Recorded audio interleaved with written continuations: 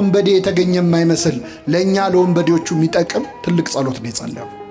አስበኝ፣ በመንግስት በመጣ ጊዜ አስበኝ፣ ስራዬን እንዳታስብብኝ እኔን ግን አስብ፣ ኃጢአቴን እንዳታስታውሰው እኔን ግን አስታው። መንገደኛ እንኳን አብሮ ሲሄድ አብሮት የሄደውን ሰው ያስታውስ የለ ወይ? በመስቀል መንገድ ላይ አብሬ ሄድኩት እኔን አደራስ። ስራዬን ስራዬ የሚጠቅም አይደለም፣ ገደል የሚከት ነው፣ የሚያስኮንን ነው፣ ለመንግስት የሚያበቃ አይደለም። እኔ ግን አጠገብህ ነበርኩ። ለመነ የወንበዴ በጣም ድንቅ ጸሎት። ክርስቶስ ከማንም ይምጣ በትትና የሚጸለይ ጸሎት ይሰማል። አንተ ደግሞ አሁን በመንግስት አስበህ ስትል አታፍርም? ምን ስትሰራ ከርመሃል አለም። ትሁት ልብ ያለው ሰው ሲለምነው ይሰማል እግዚአብሔር። በትህትና ሆነ አሁን የወንበዴ ዛሬ ገነት ልግባ ቢል ኖሮ ምኑ ትዕቢተኛ ነው ያስብላል። እሱ ምንድነው ያለው? በትንሣኤ ዘጉባኤ ሁሉን ስታስነሳ እኔንም መቼስ አትተወኝም፣ እኔንም አብረህ ስታስነሳይ ያኔ አስታውሰኝ ነው ያለው። ዛሬ እየሰማችሁ ነው። በገነት ይህን ወንበዴ የተቀበለ አምላክ ይቀበለን። የሚገርማችሁ ወንበዴው ገድሉ ብዙ ነው። በጣም አስገራሚ ሰው ነው። ጌታ ሆይ ብሎ ጌትነቱን፣ በመንግስት ብሎ መንግስቱን፣ በመጣ ጊዜ ብሎ ምጽአቱን፣ አስበኝ ብሎ ምህረቱን ጠየቀ። ይህ ብቻ አይደለም። በግራ ያለው ጓደኛው አብሮት ሲሰርቅ ሲበድል የነበረ ሰው ክርስቶስን ተሳደበ። በቀረው ሰዓት ሰደበው። እስቲ እግዚአብሔር ያሳያችሁ ክርስቶስ ምን ያህል እንደተገረፈ ነግሬያቸዋል። የቆሰለ ሰው ይሰደባል፣ እንደዛ ሳይ ላይ ያለ ይሰደባል። አለቀበት። ራስህን አድን። እኔ በቤተ ክርስቲያን መከራ የሚሳለቁ ሰዎች ነው የሚመስለኝ። ይዞ የግራው ወንበዴዎች አሉ። አብያተ ክርስቲያናት ሲቀጠሉ፣ ምዕመናን ሲገደሉ ይበላቸው የሚሉ ሰው ይበላቸው። ራስህን አድን። ተክርስቶስ አይደለህ ሙት የምታስነሳ ድዊ የምትፈውስ እስቲን የሚሉ ማለት ክርስቶስን ዓርብ ዕለት ያልሰደበው አለ መሰላችሁ? እኔ ከሁሉም ይገርሙኝ መንገድ አላፊዎች ሰድበውታል። በዛ ጋር ሲያልፉ ሰድበውት ያለፏል። አያውቁትም እኮ ግን የሁሉ ሰው የሰደበው መቼስ የሆነ ችግር ቢኖርበት ነው ብለው ስድብ አዋጥተው ሄዱ። ስድብ ከማዋጣት ይጠብቃችሁ። እኛ ቢሆን የጻፍነው አባታችን እንጀራችን ውስጥ ብለን ነው የምንጀምረው። መጀመሪያ ሆዴን ነው፣ ስጋዊ ነው ልመናችሁ። ይህ ወንበዴ ግን አስቀድማችሁ ጽድቁን መንግስቱን እሹ ነው ያለው። እስቲ መቼ ነው ስዕለት ለንስሐ አብቃኝ ብዬ ተስዬ ነበር የሚል ስለት፣ ለቁርባን አብቃኝ የሚል ስለት፣ የቤተ ክርስቲያን አቁምልኝ የሚል ስለት፣ እስቲ በቃችሁ በለን የሚል ስለት። እዚህ ያለ ሰው ንስሐ ቢገባ እንደሚል ታውቁ ማበሉ። እዚህ ያለው ሰው ብቻ ንስሐ ማረኝ ቢል ዝም ብሎ የውሸት አረ ግን ንስሐ መግባት ለምን እምንሰራው የቀረ ብዙ ኃጢአት። ብዙዎቻችን በነገራችን ላይ ንስሐ እንዳንገባ የሚያደርገን ያለፈው ኃጢአታችን አይደለም፣ ለወደፊት ልንሰራ ያሰብናቸው ኃጢአት እቅዶቻችን ናቸው ያስፈሩን። ገና የቀረ ፕላን አለን። ስለዚህ አይቀስ ብዬ በኋላ ገባለው እንድንል ያደረገን ገና ቅር ስላልተላቀቅ ነው። አምላካችን ያላቀን በመንግስት በመጣ ጊዜ ምን በለኝ አለ። አስበኝ ዛሬ ከኔ ጋር በየት ትሆናለህ አለው። በገነት ትሆናለህ አለው። ይህ ወንበዴ 10 ደቂቃ አልሞላች ጊዜ ውስጥ ነው ክርስቶስን አናግሮ ንስሐ ገብቶ ገነቴ። እኛ ጊዜ የለኝም ወደ እግዚአብሔር ለመመለስ እንላለን። ሰበብ ምን ቢዚ ብትሆን በስራ በትምህርት በማህበራዊ ህይወት ብትወጠሩ ከዚህ ወንበዴ በላይ አተቸነካ ሰበብ የለንም። ይህ ወንበዴ በደቂቃ ምህረት እንዳገኘ ተመለሱ እንጂ እግዚአብሔር ወደ ሁላችን ይመለስ። ጌታችን እኮ ከሚስማር በላይ የወጉ ሐዘኖች አሉ። የእመቤታችን እንባ ራሱ ለቅሶ ነው። ስድቡ፣ ጥላቸው፣ ክህደቱ ሐዋርያቱ ጥለውት መሄዳቸው እና የወንበዴ በግራ ያለው ሰደበው። የቀኝ ወንበዴ ግን ምን አለ? አንተ እንደዚህ አይነት ፍርድ ላይ ያለ እግዚአብሔርን አትፈራ? እኛስ ስላደረግነው የሚገባንን እንቀበል። ይህ ግን ምንም ጓደኛውን መከረ። በእግዚአብሔር እጅ ተይዘ ልትሞት ደቂቃ ቀርቶ እግዚአብሔርን አትፈራውም ወይ? የጥበብ መጀመሪያ ምን ይስበከው ከዚህ በላይ? የጥበብን መጀመሪያ ነገር እግዚአብሔርን ፍራ እንጂ ትፈራም ወይ ብሎ መከረው። አብረው ነው ኃጢአት የሰሩት። ይሄ ንስሐ ገብቶ በመንግስት አስበኝ ብሎ ገነት ገባ። ያ ግን በቀረችው ዕድሜ እስከ ዛሬ ኃጢአት የነበረው የምግባር ችግር ነው፣ የክህደት ጨምሮበት የሃይማኖት ችግር አድርጎት ተኮነነ። ሁላችንም የሆነ ጓደኛ ይኖረን፣ አብረን ኃጢአት እንሰራለን፣ አብረን እንጠጣለን፣ አብረን እንሰክራለን። ና እንጠጣ፣ ና እናመንዝር፣ ና እንጨፍር፣ ና እንስከር የሚል ጓደኛ አለ። ና ንስሐ አብሮ መበደል እንጂ አብሮ ይቅር በለን ማለት እኮ አንችል። ጓደኛ ማለት ኃጢአት የሚጠራ አይደለም፣ ለንስሐ የሚጠራ። ይህ ወንበዴ ከጎኑ ያለውን አብሮት የተሰቀለውን ጓደኛውን እግዚአብሔርን ፍራ እንጂ ብሎ መከረው። 1 2 እኛ ስላደረግነው የሚገባንን እንቀበላለናል። ለተረገመው የመስቀል ሞት የሚያበቃ ኃጢአትን ምን ብለናል? ተአምኖ ኃጢአቱን አመነ። 3 ያልመሰከረው ምስክር አንተ ማነ? አብርሃም ነህ እንዲህ ያለው ሲያየው ያ እንግዳ ተቀባዩ አብርሃም ነው ወይ? እኔ አለ የቀኝ ወንበዴ። እኔ እንግዳ ልቀበል፣ እንግዳ ካገኘው ሳልዘርፍ አልሸኝም አለ። እንግዲያው አንተማ ዳዊት ነህ፣ አንተማ ገሌ ነህ እያለ የጻድቃንን ስም ጠራለት፣ ደረደረለት። አይደለውም። ታዲያ ማነ? እኔ ወንበዴ ነኝ፣ ሌባ ነኝ፣ ቀማኛ ነኝ። እንዴት መጣህ? አንተስ ክርስቶስ አይደለህምን? ራስህንም እኛንም አድን ብሎ ሰደበው። ሁለተኛው ግን መልሶ አንተ እንደዚህ ባለ ፍርድ ላይ ሳለህ እግዚአብሔርን ከቶ አትፈራውምን? ስላደረግነው የሚገባንን እንቀበላለንና በእኛስ እውነተኛ ፍርድ ነው። ይህ ግን ምንም ክፋትን አላደረገም ብሎ ገሰጸው። ኢየሱስንም ጌታ ሆይ በመንግሥትህ በመጣህ ጊዜ አስበኝ አለው። ኢየሱስም እውነት እልሃለሁ ዛሬ ከእኔ ጋር በገነት ትሆናለህ አለው ይላል። ስለ ቃሉ የአምላካችን ስም የተመሰገነ ይሁን። ይህንን ቃል የምናገኘው በዛሬው ዕለት በዓለ ስቅለቱን በተውላጥ ወይም በልዋጭ ስናከብረው የነበረው ስቅለቱን ስናስብለት የነበረው የመድኃኒታችን የኢየሱስ ክርስቶስ የተሰቀለበት ዕለት በዕለተ ዓርብ ከተከናወኑ ታላላቅ ነገሮች መካከል በአንደኛው ነው። መድኃኒታችን ኢየሱስ ክርስቶስ በዕለተ ዓርብ ተሰቅሎ የነበረው ከሁለት ወንበዴዎች መካከል ነው። በተለምዶ የቀኙ ወንበዴ የግራው ወንበዴ ፈያታዊ ዘየማን ፈያታዊ ዘጸጋም ብለን የምንጠራቸው ጥጦስና ዳክርስ የተባሉ ሁለት ወንጀለኞች መካከል መድኃኒታችን ኢየሱስ ክርስቶስ በዕለተ ዓርብ ተሰቅሎ ነበር። ጌታችን በዚህ ድርጊቱ ወይም በሁለት ወንበዴዎች መካከል በመሰቀሉ አስቀድሞ ስለ እርሱ የተነገረ ትንቢት ፈጽሟል።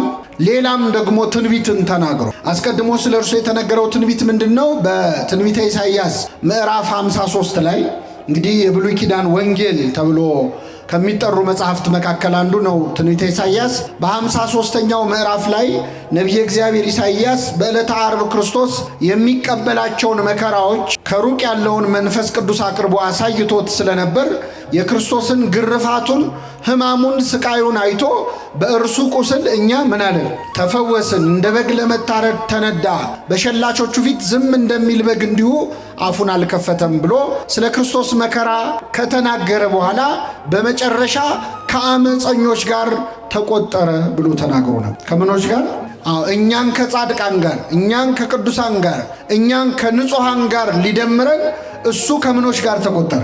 ከወንጀለኞች ጋር ተቆጠረ ብሎ ተናግሯል። ይህ ትንቢት ክርስቶስ ሲወለድም ሲሰቀልም ፈጽሞታል። ሲወለድ እንደምታውቁት እመቤታችን ከዮሴፍ ጋር ወደ ቤተልሔም ሄደችው በወቅቱ የነበረው ቄሳር ሕዝቡ ይቆጠር ዘንድ አዋጅ ስላወጀ ነው። ስለዚህ ጌታ በቤተልሔም ከተወለደ በኋላ እመቤታችንም ቅዱስ ዮሴፍም ራሱ ክርስቶስም በሕዝብ ቆጠራ መዝገብ ላይ ተመዝግበዋል። በጣም ይገርማል። ከላይ የሌላ ሰው ስም፣ ከታች የሌላ ሰው ስም፣ ከመሃል ግን ኢየሱስ የሚለው ስም። ስለዚህ ክርስቶስ ከኛ ጋር ተቆጥሯል። ከወንጀለኞቹ፣ ከሰካራሞቹ፣ ከዘማውያኑ ጋር አብሮ በአንድ መዝገብ ተቆጥሯል። ከአመፀኞች ምን አለ የሚለው ትንቢት ይፈጸም ዘንድ ተቆጠረ የሚለው ይፈጸም። በዕለተ ዓርብ ደግሞ ከሁለት ወንበዴዎች መሃል ተቆጥሮ እኛን ከጻድቃን ጋር አምላካችን ሊደምረን እሱ ከኃጢአተኞች ጋር ተቆጥሯል። ስለ እኛ ከኃጥአን ጋር የተቆጠረ አምላካችን እኛን ከጻድቃን ጋር ለመቆጠር ያብቃል። ክርስቶስ ስለ እኛ ተሰቅሏል፣ እርሱ ስለ እኔ ተሰቀሉ አላለም። ስለ እኛ ሞቷል፣ እርሱ ስለ እኔ ሙቱልኝ አላለም። እኔ ሞቻለሁ፣ እናንተ ለእኔ ኑሩ ነው ያለው። እኔ ስለ እናንተ ከኃጢአተኞች ጋር ተቆጥሬያለሁ፣ እስቲ እናንተ ለእኔ ብላችሁ ከኃጢአተኞች ቁጥር ውጡ ነው ያለው። እሱ ከሰካራሞች ጋር ተቆጥሯል፣ እናንተ ከስካር ውጡ። እሱ ከዘማውያን ጋር አብሮ በልቷል፣ ጠጥቷል፣ እስቲ እናንተ ከዝሙት ለእኔ ብላችሁ ውጡ ነው ያለው እንጂ ሞቻለሁና ሙቱልኝ አላለም። ተሰቅያለሁና ተሰቀሉ አላለም። ስጋን ከክፉ ምኞቱና መሻቱ ጋር ስቀሉት ነው ያለው ቅዱስ ጳውሎስ እንዳለው። ስለዚህ ክርስቶስ በዕለተ ዓርብ ተሰቅሎ ነበረ ከሁለት ወንበዴዎች መሃል ላይ ሲያዩት ያው በግራው ያለው ወንጀለኛ በቀኝ ያለው ወንጀለኛ ከሆነ በመሃልም ያለው ያው የነሱ ቢጤ ወንጀለኛ ነው ብለው ሰዎች እንዲሰድቡት ነበር አይሁድ ክርስቶስን ከሁለት ወንበዴዎች መሃል ይዘን እና በተሰቀለበት በዕለተ ዓርብ በመጀመሪያ በማቴዎስ ወንጌል ምዕራፍ 27 ላይ ሁለቱም ወንበዴዎች ይሰድቡት ነበረ፣ ይነቅፉት ነበር። በኋላ ግን በቀኝ ያለው ወንበዴ ባልታወቀ ነገር ድንገት ሐሳቡን ቀይሮ እጅግ ወርቅ የሆኑ ቃላት ካንደበቱ ፈለቀ። ትልቅ ጸሎት ጸለየ። ጌታ ሆይ በመንግሥትህ በመጣህ ጊዜ ምን በለኝ? ጸሎት አለ። ከወንበዴ የማይጠበቅ ጸሎት ነው። አንዳንድ ነገር ከማይጠበቅበት አቅጣጫ ይሰማል እኮ አይደል? ከማንገምተው እና ይህ ወንበዴ እስከ ዛሬ ቅዳሴ አድርገን የምንቀድሰው ጸሎት ነው የጸለየው። ተዘከረን እግዚኦ በውስጥከ ብላ ቤተክርስቲያናችን ይህንን ድንቅ ጸሎት ቅዳሴዋ ላይ እስክታስገባው ድረስ ለምን የሰራ ጸሎት ነዋ። አንድን ወንበዴ ለገነት ያበቃ ጸሎት ነዋ። ስለዚህ ለወንበዴ ልጆቼ ይጠቅማቸዋል ብላ ቤተክርስቲያን ቅዳሴዋ ላይ እስክታስገባው ድረስ የደረሰ ድንቅ ጸሎት ጸለየ። ጌታ ሆይ በመንግስትህ በመጣ ጊዜ ምን በለኝ። ቃሉ ተደጋጋሚ ስለሆነ ስለሚነገር አዲስ ነገር ያለው አይመስለንም። እስቲ ከኔ ጋር በሉ ጌታ ሆይ ምን ሆይ? አዎ እንግዲህ ጌታ ሆይ ክርስቶስን የማይለው የለም። እንደውም ከመብዛቱ የተነሳ ጌታ ሆይ የሚለኝ መንግስቴን ምን አይለው እስኪል ድረስ ብዙዎች ጌታ ሆይ ብለውታል። ይህ ወንበዴ ግን ጌታ ሆይ ብሎ ክርስቶስን የጠራው በዕለተ ዓርብ ነው። ዓርብ ዕለት ክርስቶስን ጌታ ሆይ ብሎ የጠራው ሰው የለም። ሌላ ቀን አሳና እንጀራ አበርክቶ ሲያበላቸው በልተው ሲጠግቡ ጌታ ሆይ እንዴት ዋልክ ያሉት በጣም ብዙዎች አሉ። ሙት ሲያስነሳ፣ ድውይ ሲፈውስ፣ ሽባውን ሲተረትር አይተው ጌታ ሆይ ያሉት ብዙ አሉ። የደስታው ቀን ማለት የስቃዩ ቀን የመከራው ቀን ግን በዓርብ ዕለት ማን ነው ክርስቶስን ጌታ ሆይ ብሎ አክብሮ የጠራው? ዓርብ ዕለት ጌታ ሆይ ያሉት እነማን እንደሆኑ ታውቃላችሁ? በጥፊ የመቱት የሮም ወታደሮች ናቸው። ጨርቅ አምጥተው ፊቱን አለበሱት፣ በጥፊ መቱትና ጌታ ሆይ ማን ነው የመታህ? ትንቢት ተናገር አሉት ይላል። የመዋረድ ቀን ነበረ ዓርብ ዕለት። ባለቅኔው አልቦ ዘመድ ጊዜ ተዋርዶ ብለዋል። በመዋረድ ቀን ዘመድ የለም። ክርስቶስ ብቻውን ነበረ። በስቃይ ቀን ማን አብሮት አለ? በመከራ ቀን አብረውት የዋሉ በዋለበት ውለው ባደረበት አድረው የቃሉን ትምህርት የእጁን ታምራት ያዩ አሳ እንጀራ ሲያበረክት የበሉ የጠጡ ሐዋርያቱ እኮ ከዮሐንስ በቀር እግሬ አውጪኝ ብለው ነው የሸሹ። ብቻውን ነበረ ጌታ፣ ዘመድ አልነበረውም። የመከራ ቀን ማን ከሱ ጎን መታየት ይፈልጋል? ደብረ ታቦር ጌታ ሆይ በዚህ መሆን ለእኛ መልካም ነው ያሉነ ጴጥሮስ፣ ቀራንዮ ላይ ግን በዚህ መሆን ለእኛ መልካም ነው አላሉ። ሸሽተዋል። ክርስትና በደስታ ቀን መገኘት ብቻ አይደለም፣ በቀራንዮ ቀን መገኘት ነው። በስቃይ ጊዜ መገኘት ነው። በተገረፈ ቀን መገኘት ነው። ንግስ ላይ መገኘት ብቻ አይደለም። ማመስገን፣ መዘመር፣ ከበሮ መምታት፣ እልል ማለት ብቻ አይደለም። የሐዘኑንም ቀን መካፈል ያስፈልጋል። አሁን ቤተክርስቲያን የሐዘን ጊዜ ላይ ያለ ነው አይደለም? ምእመናን አሁን እኛ እዚህ ተረጋግተን ቃሉን በምንሰማበት በዚህ ካሁን ምን መጣ እያሉ እየተጨነቁ ያሉ ክርስቲያኖች አሉ። ካሁን ምን መጣ እያሉ እኛ የዛሬ 2000 ዓመት ስለተሰደደችው እመቤታችን አይደል እንደ ማህሌት የምንቆመው? እንደርሱ ከማሐዘን ወተሰዶ እያለን እንደርሷ ያለ ስደት መከራ የደረሰበት እያለን እንዘምራለን። ስዕሏን ይዘን ሕፃን ታቅፈው መከራ የተቀበሉ እናቶች ግን እዚሁ ሀገራችን ልጆቻቸው እጃቸው ላይ መከራ። የዚህ ቀን ነው እውነተኛ ክርስቲያን የሚታየው። ዮሐንስን ሆኖ ለመገኘት አምላካችን በቸርነቱ ይርዳል እና በዛ በስቃይ ዕለት ጌታ ሆይ ያለ ወንበዴው በመንግስትህ በመጣህ ጊዜ ምን በለኝ። በመንግስት በመጣህ ጊዜ አስበኝ አለው። ጌታ ሆይስ እሺ፣ በመንግስት የሚለው ደግሞ በጣም ይገርማል። በመንግስት ማለት ምን ማለት ነው? አንተ ንጉሥ ነህ፣ የራስ ግዛት ያለህ ነህ። እንዴ ክርስቶስን ሲያየው ንጉሥ መስሎት ተምታቶበት ነው? አይደለም። ዘውድ ደፍቶ አይደለም ያየው። ምን ደፍቶ ነው ያየው? መልሱልኝ። የሸዋ አክሊል ደፍቶ ነው ያየው። እንደ ነገሥታት ጠጅ ሲጠጣ አይደለም ያየው። ሐሞት ነው ሲጠጣ ያየው። ክርስቶስ በበትር ሲደበደብ ነው ያየው። ግን አጠገቡ ያለው አምላክ መሆኑን አወቀ። ለምደነው ነው እንጂ እኮ ደም በደም ሆኖ እያዩ ማመን ይቻላል ወይ? ክርስቶስ እየተገረፈ እያየ አምላክነቱ እንዴት ታያል? ሙት ሲያስነሳ እኮ አይደለም ያየው። ወንበዴ ድውይ ሲፈውስ አይደለም። እሱ ቢሆን ኖሮ ቀላል ነው። ሲያበላ ሲያጠጣ አይደለም እንዴ? ያበላ ያጠጣ ቀን እኮ ክርስቶስ አሳና እንጀራ አበርክቶ ያበላቸው ሰዎች ካላነገስን ብለውት እኮ ሸሽቶ ተራራ ላይ ወጥቶ እንዳመለጠ ታውቃላችሁ። አመለጠ ክርስቶስ። እናንግስ ብለውት ለምንድን ነው? ስለጠገቡ ነው አለ። ሆዳቸው ሲሞላ ንጉሳችን አንተ ነህ ብለው በግድ ሊያነግሱት ነበር። 2 ቀን ሙሉ ፈለጉት ይላል። ከኔ ጋር ናችሁ? ስንት ቀን ሙሉ? በጀልባ ሁሉ ምናልባት የብስ ላይ ላይኖር ይችላል፣ ባህር ላይ ካለ ብለው በጀልባ ፈለጉት ይላል። ለሆዱ ሲሆን እግዚአብሔርን የማይፈልግ ማና? ለሆዱ ሲሆን ከዛ አገኙት። መምህሮ የት ከረም ካሉት ይላል። ስለበላችሁና ስለጠገባችሁን የፈለጋችሁን ያላችሁ። ይህ ወንበዴ ግን በክርስቶስ ያመነው ተገርፎ እያየው ነው።